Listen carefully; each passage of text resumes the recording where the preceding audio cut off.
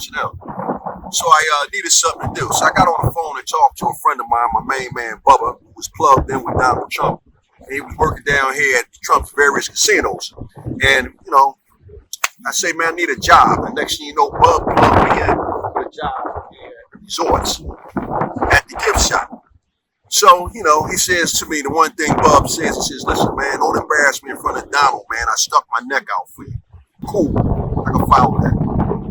So my first day at work, man, it was really tough, man. It was tough, man. And I didn't think I was going to make it. So at the end of the day, I'm tallying up my receipts, and lo and behold, who comes walking in the door? My main man, Bub, him and Donald Trump, two guys striding in together, big black guy, big white guy. So Bub is looking at me, he's proud of me, he's looking at me like I'm his protege, and he looks at Donald and says, hey man, this is my buddy Xander Hobson, the guy I was telling you about, just retired from the Air Force. So Trump looks at me and nods, but he's staring at me, right? So my buddy Bub said, hey man, I know it was your first day. How was it, man? How was it? How'd you do? How many sales did you make? I looked at Bub. I said, oh, man, I only made one. Right away, man, Bub grabbed me by my arm and snatched me over to the corner. It's like, yo, man, what the hell you mean you only made one sale? I stuck my neck out to you with Donald. He's going to run me out of here, man. My job's on the line. So after the panic, we all standing there for the government. My buddy says, well, listen, man. Okay, you only made one sale. Tomorrow will be another day, man. He said, how much money did you make? He said, I made a little bit over $300,000. But right away, their eyes start bulging and their ears perk up. And Donald Trump says to me for the first time, what do you mean you made $300,000 off of one sale? What did you sell?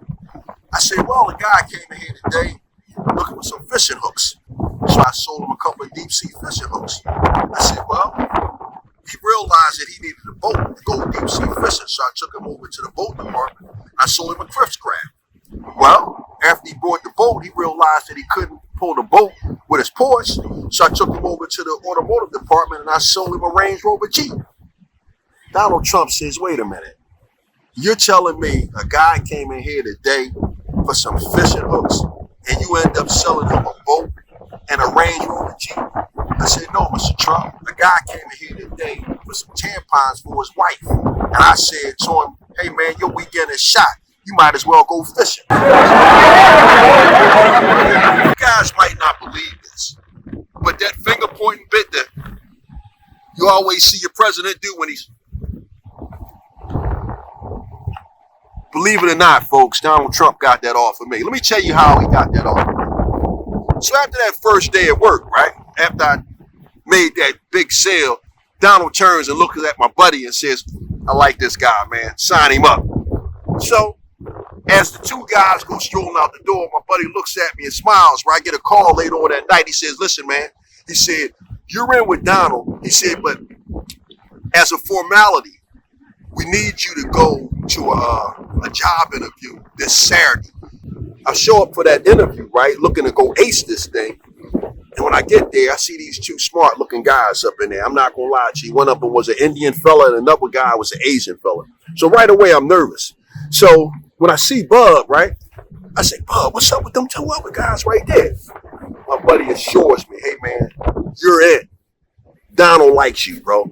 All you got to do is go in there and ace this here interview, but you're in, bro. Don't even worry about it. He likes you, man. He's been talking about you ever since you made that 300 grand for him at the gift shop. So we get ready to start the interview, and it's like a little panel of judges, maybe like 6 people sitting up on a bench, and their intentions was to ask each individual a body of questions. So just as the interview get ready to start, Donald Trump comes strolling in there with a bunch of his buddies, right? They all come in there and they take seats around the spot. My buddy Bub sitting there with him. When they start the interview, the Asian guy gets up there and they ask him a whole bunch of intense questions, all 6 of those inquisitors. And finally at the end, they ask the Asian guy, what is it that you can do for this organization? The Asian guy looked straight at him and said, I can do everything. Next, the Indian guy is up there, right? And they ask this guy all of these intense questions, right? And finally, at the end of his interview, they ask the Indian guy, what can you do for this company?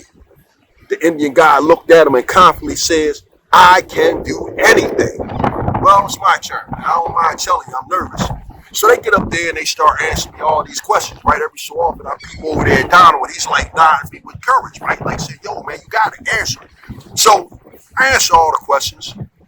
So when they get to the end of the interview, right, they say, Mr. Hobson, what is it that you can do for this company? I said, I can do nothing. Well, right away, Donald Trump wasn't ready to hear that. He stands up, he says, Senator, what do you mean you can do nothing? I turn around and I confidently look at Mr. Trump and I say to him, I said, Mr. Trump, this fellow over here, this Asian guy, he says he can do everything. This Indian fellow right here, he says he can do anything. So that leaves nothing for me to do.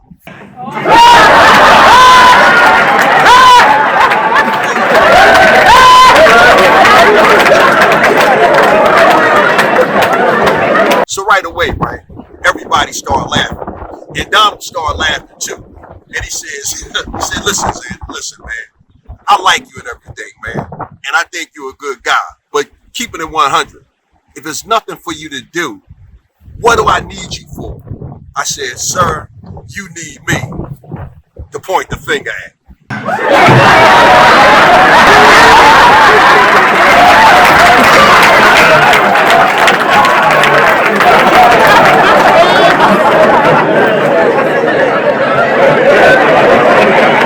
A lot of people call Donald Trump a racist and all of that stuff.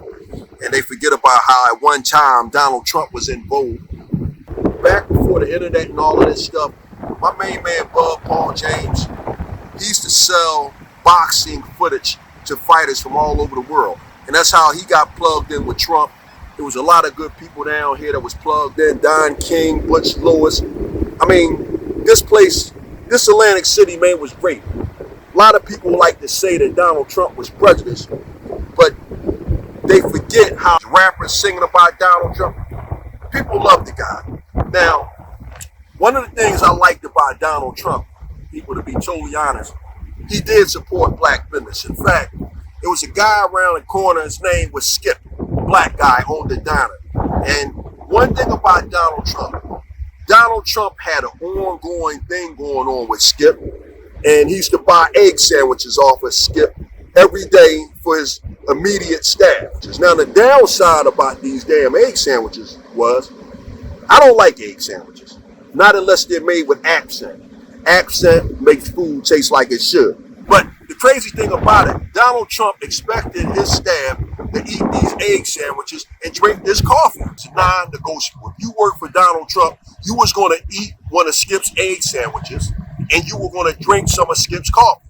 Case closed. End of story. Well, Donald Trump got word that I was passing on these egg sandwiches. And one morning in particular, when a big bag of egg sandwiches just came in and everybody was grabbing their egg sandwich to eat, I left my egg sandwich on the table and I tried to get out of eating. So Donald said, Sander, he said, there's a sandwich still on the table there. And you're hungry, ain't you? I said, well, I'm going to get it a little bit later, sir.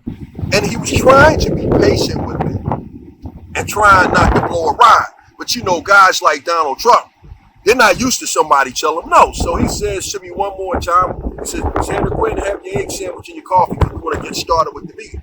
I said, sir, I'm going to get the egg sandwich.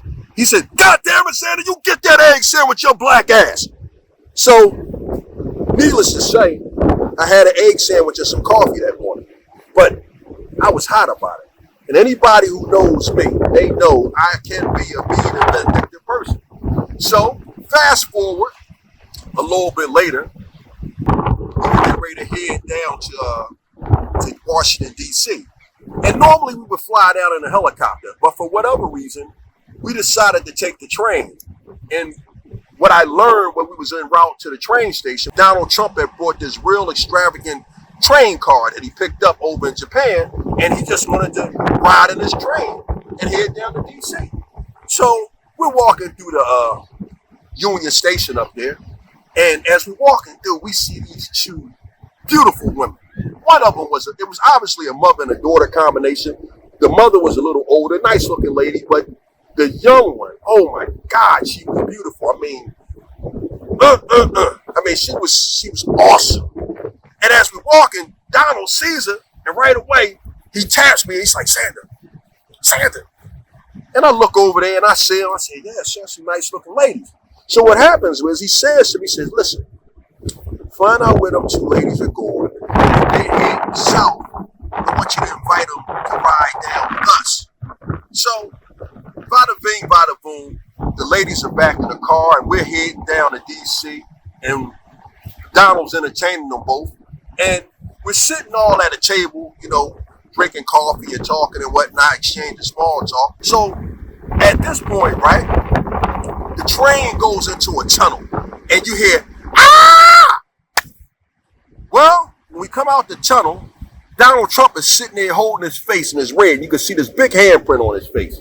So right away, the young lady is thinking to herself, she says, wow, Donald Trump must have reached over here to touch my breast, accidentally touched my mom's, and she smacked him. Well, the other lady was thinking the opposite. Donald Trump must have reached over here to try to grab my daughter's breast, and she slapped him. Donald Trump, he's thinking, damn, Xander must have reached over there and tried to grab that girl's breast. She reached out and swung and slapped somebody, and instead of slapping Xander, she slapped me. But what really happened was, I screamed, ah! And I slapped the shit out of Donald Trump. Hell, he think he is? He gonna make me eat an egg sandwich and get away with it? I don't think so. Bam!